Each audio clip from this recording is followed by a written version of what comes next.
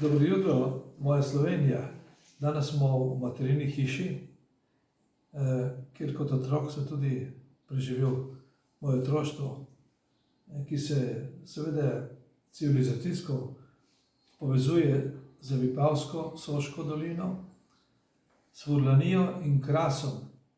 In mi smo kot stara družina črpali, ker smo bili trgovci, črpali iz starih korenin naših družin. In to je najlepša, informacija iz mojega življenja, čeprav sem prepotoval cel svet in tudi študiral različne civilizacije. Tukaj je izvir in tukaj je tudi sestavni del naše velike kulture Oglejske. In to je moj dom, naša Slovenija.